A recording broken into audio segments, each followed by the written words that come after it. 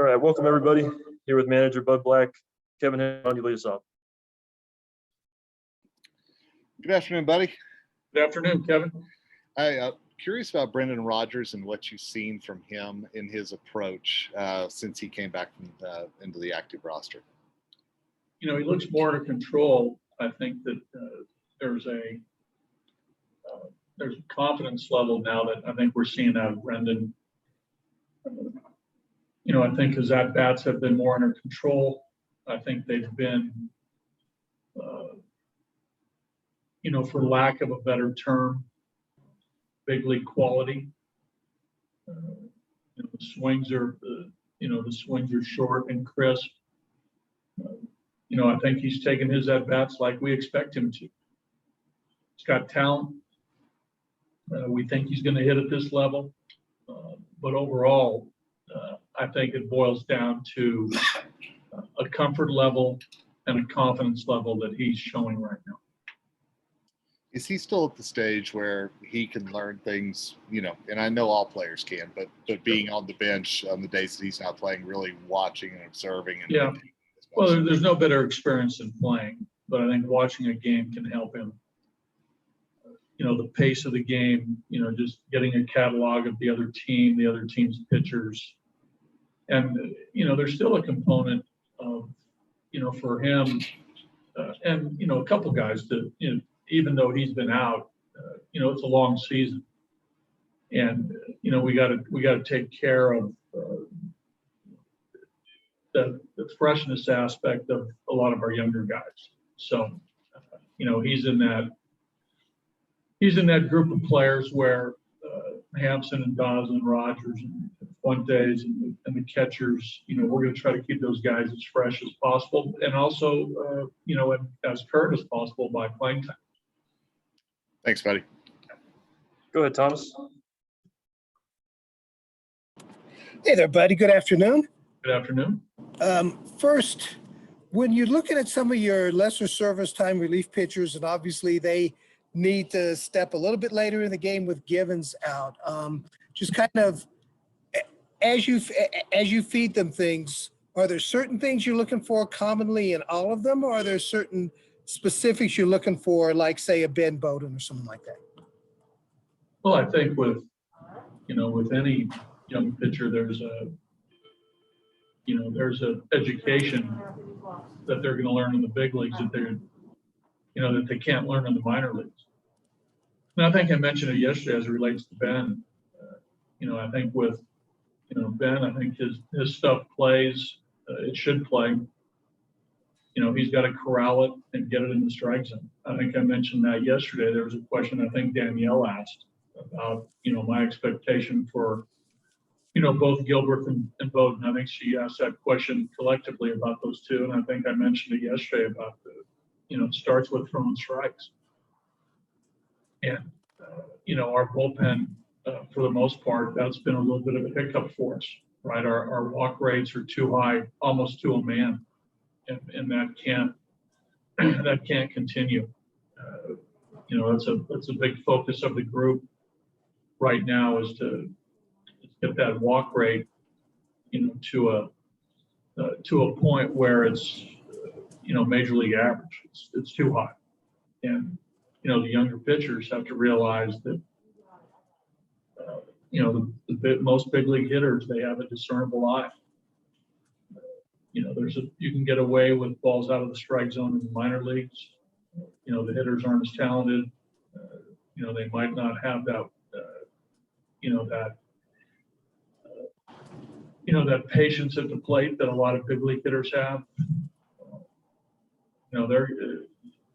Big league hitters are going to look at a rookie and they're going to make them earn it. And for me, that means throwing strikes and throwing quality strikes. And that's, I think, the lessons that have to be learned here, that, you're here for a reason, and that's because you're talented. And, let that talent show in the strike zone. And when you look at someone like Stevenson, and he's come in some decent situations leverage-wise this year, where are you seeing the growth in him and what's next for him? Well, yeah, I mean, Robert's had some good games for us. So he's in that mix of, of guys that, we're hoping can gain some momentum of consistency, right? And string together some appearances. But, he's got good enough stuff. Last year was a rough year for him statistically in Cincinnati. This year so far, statistically, it's been pretty good. So, as we move into these, the summer months and into the fall, hopefully he can gain some consistency of appearances and put up some zeros. Seeing a little bit better out of Yancey lately, but it seems like the first batter's been an issue where there's a walk or a hit there. Yeah, that's been the case with a couple guys. Yancey, the other 2 outings ago, there was a walk and a base hit, I believe, or vice versa. Yesterday was the base hit, but yet he followed up when he finally got that 3rd out, he had a clean inning after that. Carlos, his last couple outings, there's been the leadoff walk, Bowden last night. Kinley had a walk in there yesterday and a soft infield tapper, but Kinley's been pitching good. So, all our guys need to, pick it up here a little bit for our bullpen to, really get some consistent performance. I've said it repeatedly that we need, of a 9-man bullpen, we need 6, 7 guys throwing the ball well, not just a couple, because it shows up every night if you don't have guys throwing well. So we got to figure some things out. All right, last one from me. Is there any idea, or are there any even new ideas on how to cut down on the cramping problem that Marquez seems to have every now and then? And it isn't every time out, obviously. No. We've seen this happen. No, our medical team is on, and our strength guys and our medical team down here. I mean, a lot of it's nutrition, a lot of it's hydration. Some of it might be, just Herman, his body composition. I don't know, but we're working on it, Thomas. I'm not. Basically, I've told our guys work on it, and they said, okay, got it. All right. Not part of mine. I mean, we got more people qualified than me to handle that stuff, and I told them to work on it. Beautiful. Vermont included. Mark Stout, go ahead. Hi, buddy. Daza, as a rookie, has been pretty consistent at the plate. Can you give us some specifics of his plate appearances, his swing path, et cetera, that has allowed him to be consistent this year? He's been better for sure the last, I'd say, month. For sure, I think it starts again with I think a more confident and calm approach, yet aggressive. I think he's getting each and every day. He's getting more comfortable in the major league. I think last year we saw some anxiety, we saw some nervousness, we saw some at bats that got away from him, and those are lessening now because of experience, albeit just a few more months in the big leagues. But one thing we did notice in spring training was a little bit of a strength component to Yonathan. I thought the bat speed was a little better. There's more strength to the swing. Is driving the ball better. He was able to fight off some pitches, and get some hits into the outfield that, last year might have stayed in the infield or broke his bat. So he's stronger. I think he's more confident as each day goes on here because of his experience and his recent success. The bat path is such where he stays inside the ball pretty well. So he's able to, bang the ball up the middle or the other way pretty consistently. He stays on the ball away from him. He's able to drive that ball into right field. Yesterday, that last out that Bradley, made a really nice play on, that ball was driven, but that was a good swing with some strength behind it. So, those are the things that we're seeing. Thank you, bud. Yep. Nick Groh, go ahead. Yeah, hey, buddy, I had a Daza question too. It's a little bit in the weeds, but he bunted twice earlier this week. On Monday, he bunted for a base hit. The next day, I think it was Rymel on second with no outs or 1 out. And he bunted again. Machado was back. It seemed like a smart play. Machado was back a little bit. Trevor and Charlie were behind him as run producers. And obviously he wasn't trying to sacrifice a guy from second to third, I'm pretty sure. But for a young guy like him, I mean, is that a cool decision with you? Or, I mean, would you rather see somebody try to swing away? I don't know. A couple things there, right? I think with, both those situations were, the situational team at bat where we want to get that runner at second to third base with less than 2 outs to heighten our chance to, get on the board and score a run. And, a lot of times we'll ask a player to, drive the ball to the right side of the diamond. At times, if the bunt is part of that player's game, to do it on your own, try to bunt for a base hit. And those were 2 times where Daza did that on his own, tried to bunt for a base hit. I think with, we've been having trouble scoring runs. So getting that guy to third base is a good opportunity to increase our chances of getting on the board. And I think both times he's done it. We've scored. So it's part of the part of the game that we call manufacturing the run, where players are asked to take that team at bat, and he's taking it upon himself to do it with the bunt as opposed to swinging. And both those I believe were early in the game. I think so. Yeah, so it's a good baseball play. It is. And they were both bang bang at first. I think he was called out, but could have went either way. But I'm fine with him doing that. When you hit in that 2 hole, a lot of times you are asked to advance the runner to get in that situation of third base in less than 2 runs. So just I guess a little more philosophically, like when you're dealing with a young player, not specifically Yonathan, but just in general, a young player trying to learn how to handle at bats in the majors, so those kinds of decisions and situations are just as valuable as trying to learn how to hit. Yeah. Just Yeah. I think that you're learning how to play the game properly at this level against big league pitching, and only a player knows how he feels in the box, and those are discussions that I have a lot of times prior to an at bat. When at the bat rack, or they're on the steps, or they're about to go on deck, and we'll talk about a situation.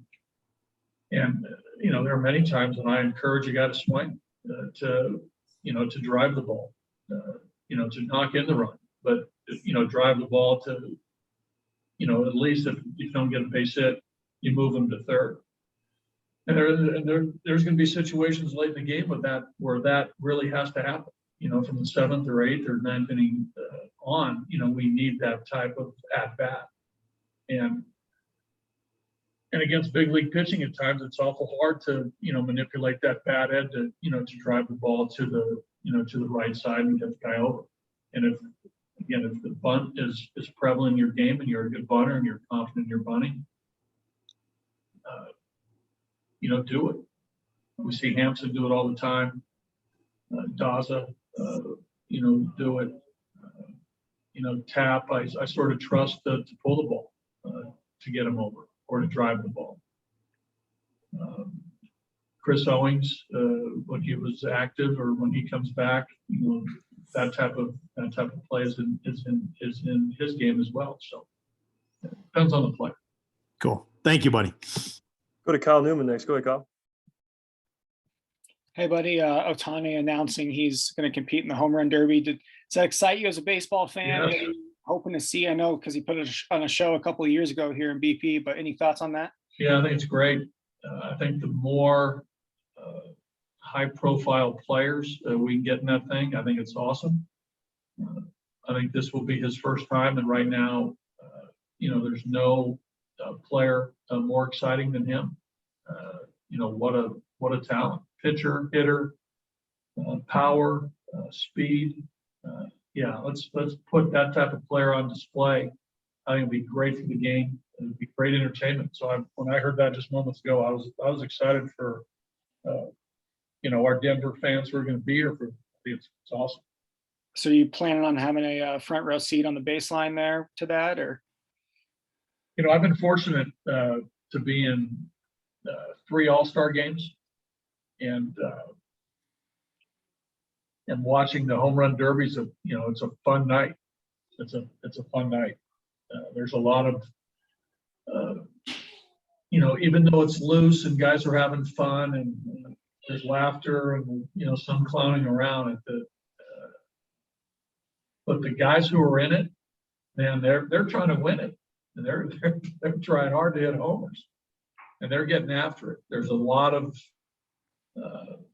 some preparation prior to this that the players to handle, and warming up in the cage and getting loose and all these things. These guys take it serious.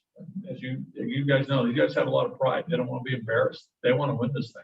So it's a really fun event. And I'm pumped that he's in it. And then one final Derby question for me. I think we've asked you this before when the announcement came out that I was coming to Denver, but any other big sluggers you'd want to see in the Derby, just personally? Well,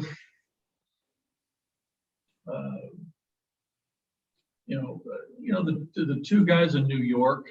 I don't know who's on the list who are candidates. I know some, but I don't know all. Judge or Stanton. I think those guys got mammoth power. It'd be fun to see. That type of player. I know I'd love to see Trout do it, but he's injured. I think anytime Mike Trout's in anything, I think that's entertaining. Hopefully we get a little Rocky in there. Kyle? Rymack or Story, or Trev or whoever. I think it'd be great. Thanks, buddy. Okay. Last one here. Go ahead, Sam. Hey, buddy. Good afternoon. Good afternoon. I wanted to talk to you a little bit about your rookie relievers, Justin Lawrence, Ben Bowden, and Lucas Gilbreth. If you could just give me kind of your impressions of them over the last, since they've been up and riding, the I-25 up and down. Sure. Overall impressions. What do you like? What do you think they still have to work on? Yeah. Well, overall, growing pains, I think, for all 3 of them. They've all come from, different paths. I think, specifically with Lucas, he hadn't pitched out of A-ball and was primarily a starter. So this role is relatively new to him, but we like, the head on his shoulders. I think he's calm. He's got a good arm. He's got a good breaking ball that we think is big league quality. Like all 3 guys, they got to hone their stuff into the strike zone. With Justin, he hasn't pitched a lot the last couple of years, like a lot of guys, right? For the pandemic and also Justin's suspension. But I think he's starting to gain some footing a little bit now. The more that he goes out there, he can pitch pretty well in AAA. We've seen him here, have some decent outings, but then, there was maybe some control issues and a few others. Ben, the same thing. Ben didn't pitch last year. He was in an alternate camp, but no real game conditions or competition last year for Ben. He had a really good spring training. That's why he made the team. This year it's been a little bit bumpy as far as his ball strike ratio and his overall pitch efficiency. But we all think they're major league quality pitchers that in time are going to be very impactful relievers.